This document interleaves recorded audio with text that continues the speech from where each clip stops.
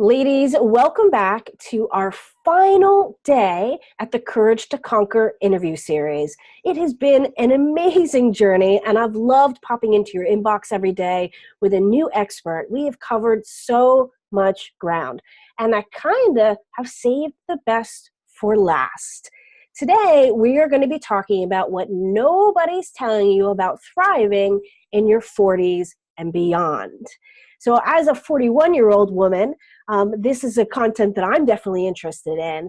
And I also know for a lot of my dating and my relationship coaching clients, these individuals are just no longer thriving as individuals. And that is wreaking havoc on their personal relationships, whether that be attracting love or self-sustaining in the relationships that they're in a healthy way. So I'm very excited for today's topic. Today, we're going to be talking to LIZA Baker, who is a health coach and sanity whisperer. LIZA is a full-time integrative nutrition health coach, author, and part-time consultant, and woefully underpaid CEO of a busy family of four. LIZA adores her crazy life and brings her passion, knowledge, and experience to the table to help you love your life, crazy as it is. She shows working wives and mothers over 40 how to say goodbye to poor health, chronic stress, and overwhelm, and hello to the food and the lifestyle choices that nourish them, all without adding more shoulds and hours to their already overwhelming day. LIZA, welcome. Thank you so much for joining us. Thanks for having me. LIZA, I love your bio because you really focus on something that I think a lot of us can identify with, regardless of age, actually, because I have younger clients that fall into this category as well, is unhealthy living. And part of that is like taking care of the physical vessel and doing yoga or fitness or Pilates or whatever it is. But also part of it is just bumping ourselves down the priority list. And especially with the clients I work with families and children, those mothers, and often sometimes the fathers as well. Everybody else comes first before them. The kids, the PTA school meetings, the cat, the house, everything. Yeah. And then I'm like, well, where is you on this list? And they're just not even on it. Right. Absolutely. I very often joke that, even the dog and the cat get more attention than we do because we're putting it on everybody else except for ourselves. Mm. So full disclosure here, everybody, when I asked LIZA what she would like her topic to be, she sent me a fantastic topic, and it was why those sparkly Band-Aids won't fix your silver bullet holes, what nobody's telling you about thriving in your 40s and beyond. Now, due to some branding, I couldn't fit that entire thing on all the little posts and memes and all the things that we were using to promote this, but I did love it because, hey, Taylor Swift reference, you had me. So why the Taylor Swift reference in that? Why the Taylor Swift reference? I love that line, and I don't think it's original to her, but she made such a great sticky song from it, and what a fantastic video, right? Just that we have a lot of bullet holes in us that we go around feeling like, oh, this isn't working, that isn't working.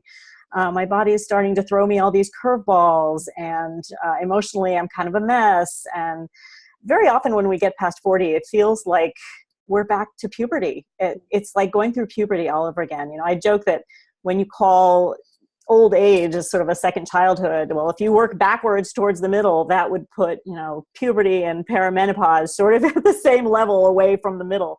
Yeah. And I think that that's really something that we have come to believe, that, our bodies are broken. Something is wrong. And when something is wrong, we want to fix it. And how do we fix it? So we go out and we look for something. And very often what we find is a Band-Aid. It's like, you've got early pain in your hip. You might have early onset arthritis. Quick, let's put this Band-Aid on it. Do physical therapy. But it doesn't really address the larger picture. Like you said, so often we're walking around with so much going on in our lives, and we're fixing one thing at a time. Let's look at this, let's fix this. And there's nothing wrong with doing that, but you do need to take a step back at some point and say, gosh, this is so weird. I'm doing everything that I was told to do, and I'm still feeling broken, and I'm feeling stuck, and I'm really unhappy. And why? I'm doing everything I'm supposed to do. And I think very often those are the things that we slap Band-Aids on. And I just think, we're looking for a silver bullet. There's so much out there about, oh, you should go on this diet. You should do this detox. Have this smoothie, have a green juice, do this woo practice. There's all these things that tell you this is the answer. And the sad news is that there is no one answer. The good news is that you really don't need those Band-Aids. You're not broken. You are really not broken. You're just convincing yourself that you are. So that's where I really like to start working with people, is to say, where did you get this idea that you're broken? And that's really the jumping off place for a lot of people. Yeah, and I think also what's frustrating is that, so, you talked about some more holistic options, but obviously, throughout the Western world, medical prescription options are rising at a substantial rate. So, whether that be antidepressants or HRTs or different pain medications for whatever it is that ails you. And the reality is that not every Band-Aid fixes everybody either. So it's like, exactly. Something works for a friend of yours and you're like, right, great, I'm going to try this diet. I recently did the same thing. I wanted to become a little bit lighter. And I tried a diet that everybody else I know is doing, and they're losing like all this weight. And you know how much I have lost in the last 2 weeks? Yeah. Yes.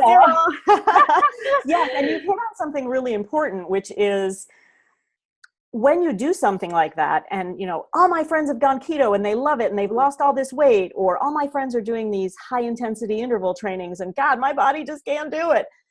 Then you have two problems. You have A, I'm broken, and B, I'm a loser because it didn't work for me. Like, I must have done something wrong.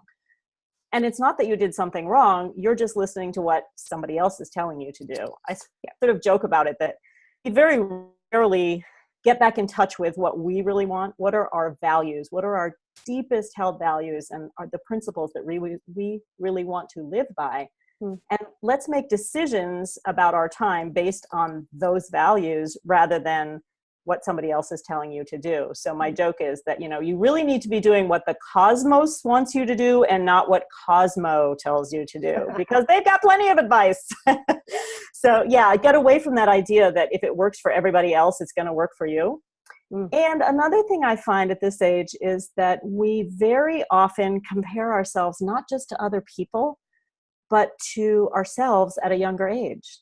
So we get ourselves tied up in knots because we used to be able to do a particular kind of workout. And we make ourselves crazy trying to do it. And all we do is get injured. And it's like, why? I used to be able to do this. I should be strength training. I should be lifting weights because. And really all you're doing is trying to be someone who you used to be, instead of really embracing that, I'm older now. My body is changing and I can find something that will work for me just as well, if not better, than what I used to do.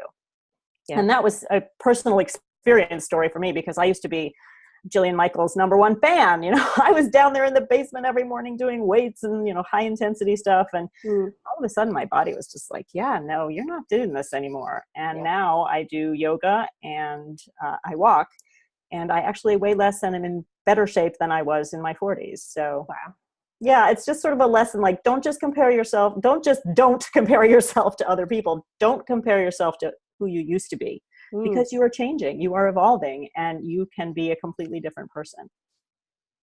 Yeah, I love that. And I think it's also, important because obviously the ability to compare today is like nobody's business with Instagram and, Facebook, and we're deluged with imagery all day long, right into the palm of our hand.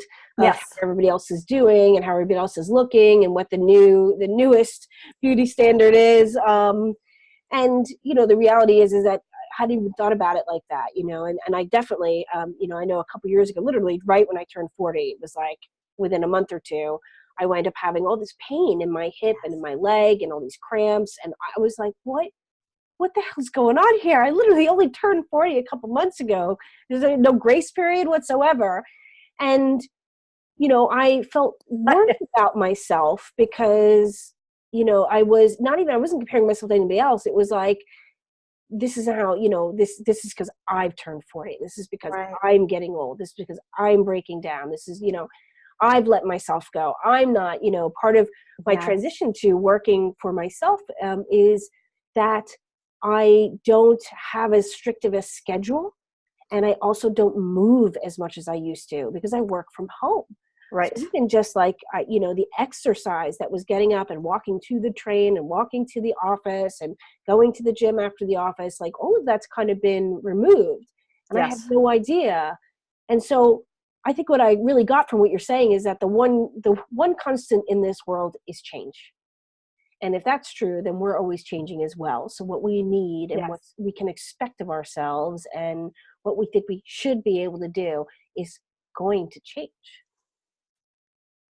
Yes. And I'm glad you said should, because I like to say that should is really just another dirty word that starts with SH. Yeah. The minute you start thinking should, that's your trigger. That's your warning to say, whoops, wait a minute. Who says I should? Is it my younger self that says I should be able to do this? Or is it my best friend telling me that she went vegan and therefore I should too? And I think as soon as you hear that word should, that's when you should put the brakes on and go, I don't know about that. Should I really? Or do I want to? Do I choose to do this rather than, I should do this? And it brings a completely different energy to it if the answer is yes. Oh, absolutely. So if we don't need Band-Aids, what do we need? What do we need? Well, first of all, we need to just say we're not broken. Your body is changing. And it's going to continue to change. And there's a reason for that. It's usually between our 20s and 40s that our bodies have a certain hormonal makeup, and it allows us to bear children. And once we get past 40, the hormones are going to shift. That doesn't mean you're broken. They're doing exactly what they're supposed to do. And yes, it's kind of unpleasant sometimes, like, having a little power surge. But there are so many ways to flip your thinking about what's going on with your body. And I love Christiane Northrup's comment that, it's not a Xanax deficiency, so don't go running and looking for that. It may be that you need to be on an antidepressant or anti-anxiety medication. And let's stop running around and putting out these fires, sometimes literally, and look at what's causing them. So yes, it's partly hormonal. And there's a lot more to the story. Part of it is that we really need to think about what are we doing with the rest of our lives. And I often talk about insomnia. Insomnia is a major thing that we go through. We hit 40 and all of a sudden we wake up and it's like we're waking up at 3 a.m. and we're not able to go back to sleep. And why? And like, I've got to be able to do something. I should be able to take a medication. I should be able to pop a pill and it should go away. And why am I doing this? And if you just step back for a second and say, why is this happening for me instead of happening to me? It shifts the whole way of thinking about it. And I say, if you're waking up in the middle of the night, it's probably your body going, you know what, lady, I've been trying to get your attention for a while now, and I haven't. So here's a little 2x4 to your head, and pay attention, because this is important. So I started thinking about this time when I was lying awake at 3 a.m. as, obviously I need to sort some things out. And I'm not doing them during the day because, like you said, there's the husband and the kids and the cat and the dog and the boss and all these other things. You're not getting to do that really deep work. And so your body's like, okay, you want time to do deep work? Here you go. 3 o'clock in the morning. Sorry you don't like it. So I very often tell people that when you shift that thinking to, I'm lying here awake, I should be sleeping, I should be able to do this, I should go back to sleep, I can get 5 more hours, oh, I can get 4 hours. If you use that time instead to sort of think about what am I needing to sort out? What am I needing to think about?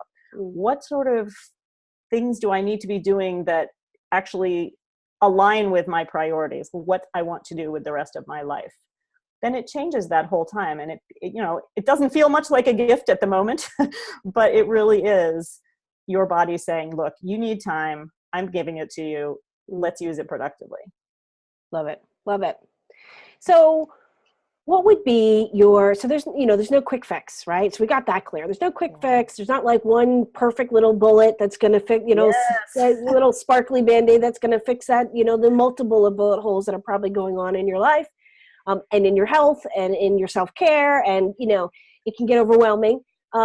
So what would be your top tips that someone can take away today and start today so they can move towards a healthier, more thriving them, regardless of their age? Yeah, I would say probably there's sort of three main things that I like to give people as a takeaway. One is community. And I think it's very easy when you're a parent to find your community. You're a parent, you volunteer, your kid, you're so-and-so's mom. You're never just your own name anymore. And you really start having this community, and we have people we love and they're in our community. And when you get to past 40 and all of a sudden, everybody you're talking to about your experience, if you dare, I mean, so many of us don't even bring up what we're going through. But when we do bring it up, who are you bringing it up with? Your husband? Really? Like, what's he going to do? Other than tell you to go see the doctor and get a Xanax prescription. Some of you may be talking to your best friend who's like, oh, you should do this workout. Or, she's giving you a silver bullet. Yeah. Or, you go talk to your mom. You're like, oh, honey, in my day, it's not helpful. Yeah. So really what you need to do in terms of community is find those people who are empathetic. Find those people going through the same thing, or those who have been through it and are willing to just listen and maybe tell you, oh, you know what really worked for me? You might want to try this, rather than, oh, you should do this. Yeah. Or just listen and let you vent. Right. So having those people in your life that you can turn to, rather than just reaching out to anybody and everybody because you're so frustrated. So yes, reach out and make sure you're reaching out to the right people. And the second thing I talk about a lot is comparison. You brought it up when you talked about, the perfect Instagram life. And I joke that, you may at a gut level know that that's somebody's Instagram life. That's not their real life. She may be a hot mess underneath all that, but she's not posting about it. Well, guess what? Neither are you, right? So the result is we're all walking around and we think everybody's a unicorn and we feel like a donkey, and it's just, instead of the rose-colored glasses, I always say, take off your Instagram filters, right? Everybody else there is just as much of a hot mess as you are. So stop the comparison, not just to them, but also to who you used to be. So that's the comparison factor. And the last one is really about care. And I told you before, I like this expression that, self-care is sort of what Cosmo is telling you to do. It's the mani-pedi and the massage and the green juice and time with your girlfriends. Yes, and still you feel lousy, right? So instead of self-care, really focus on what I call soul care, which is asking yourself, is this what my soul really wants right now? Or is it something somebody's telling me I should do? So those would be my top tips. Really just make sure you're reaching out to the right people. Yep. Make sure that you're not comparing yourself to anybody, including your younger self. And the third one would really be just think about, self-care is a Band-Aid. Soul care is really fixing the cause of why you need a Band-Aid in the first place. Absolutely. I love that. And when I hear about you talk about community, I think also is, and I think we're seeing a huge shift to this, is people talking about it. Yes. So if we look back to the TV programs from the 80s or even the 90s that showed parenthood, that showed women as mothers, that showed any of that stuff, it was Brady Bunch, Bewitched, like that kind of real classic where everything was perfect and in its place. And now the shows that we're seeing that really resonate with us are, there's American Mom is one of the ones right now on TV in America. We're constantly seeing more of these where it's highlighting the hot mess express, especially New Parenthood, but beyond that, of the how messy and difficult that this part of our lives can be. We're starting to see, more shows about people getting divorced, about people going through menopause.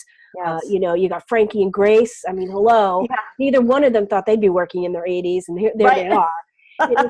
we are seeing this shift. And We I think are. even online, the people that we love, the videos that go crazy viral, are the ones that are the people who are poking fun of or trying to recreate, this glitzy, perfect, and doing it while showing what a hot mess they are. I mean, we love that. Yeah. Because they're being brave enough to just say, and Right. this isn't real. Yeah. This isn't And I real, think and it's not realistic. On fascinating. top of that, it's not realistic, and you don't have to feel bad because you're not achieving this faux, insta-worthy, Yes. perfect life. Right. Yeah. And it's interesting to me that it seems to be, when I do see news articles about perimenopause, I would say 75% of them are coming from the UK. And it's sort of like America is so far behind in that, in talking about it as a newsworthy thing. We've been poking fun at it for a while, and yes, some of the things that are going viral are pretty crazy. And there's very little discussion of it in the real world. It's online, it's in TV shows. The conversations are not happening in the workplace. I recently saw an article from the UK saying that, there's this movement that bosses should really start making accommodations for women who are going through perimenopause. Like, can you imagine a boss in the United States thinking about that? Not yet. Certainly not in this administration. Yeah, for sure. Yeah. Well, So, yeah, I think you're right.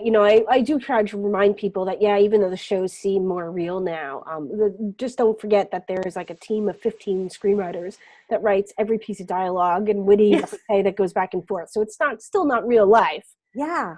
But you're right, like in the workplace, how are you still going to be accommodated for and positioned to be your most, successful or happy or whatever while you're going through this, and nobody wants to talk about it, and you're not getting any type of, accommodation whatsoever, which is, a uniquely recurrent female issue.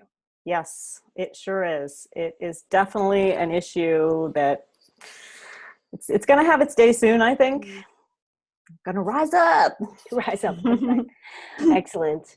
Liza, thank you so much for your time today. I know that you also have a free gift. Would you like to tell everybody about it?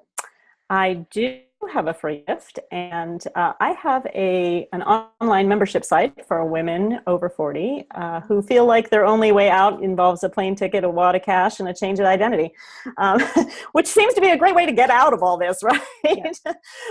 But anyway, it's an online membership site. We've got community, information, inspiration, and already a great group of women on there, some of whom you know. And I am offering 1 month free when you sign up. And Jessica has the link for that. Fantastic. And what's the program called? The membership site is called the Sorta Secret Sisterhood. A recurring theme in my own work is that exactly what we were just talking about, how we have these big secrets, like we don't want to talk about them because they're embarrassing. But when you do talk to somebody who understands you, who's empathetic, all of a sudden you realize, like, wow, I am part of this club that I didn't even know existed. Yeah. You have to be just broken open enough to finally reach out and find out that there are other people going through the same thing. So that's what I'm trying to provide with this membership site. A lot of information, inspiration, and companionship on the journey. Amazing. Well, ladies, there is a link in your email. So if you want to join the Sorta Secret Sisterhood and get 1 month free on Liza's paid membership site, which I think is just first of all, thank you. That's an amazing free gift to offer up. So anybody here that was resonated with what Liza was talking about knows that that's the part of the life that they're in or coming up to. This is a huge empowerment lifeline and a really wonderful gift. So please grab onto it. Liza, thank you again so much for your time. I really appreciate it. And to everybody else that's tuning in, we have now come to the end of, we're on the 12th day of our Courage to Conquer interview series. I will be sending you an email that is going to have a nice link to watch all of these again, all of the interviews. You have another 7 days to do that. And then these interviews are going offline. So if you find yourself fell behind a little bit and you're just catching up, get right on it. Start clicking through your emails and start watching these videos, because they will go bye-byes in about 1 week's time. Liza, thank you again so much. Ladies, thank you so much for participating in this incredible interview series, and all the emails I've gotten and the messages. It's really meant the world that you guys have enjoyed it so, so much. Thanks for having this series, Jessica. It was so exciting to find this. Yeah, no, the response I got for this has been really amazing. So many people were just like, yes, I'm in, Yes. let's do it. Which I was, blown away, because there's always that part, what if everybody says no? There's that little voice.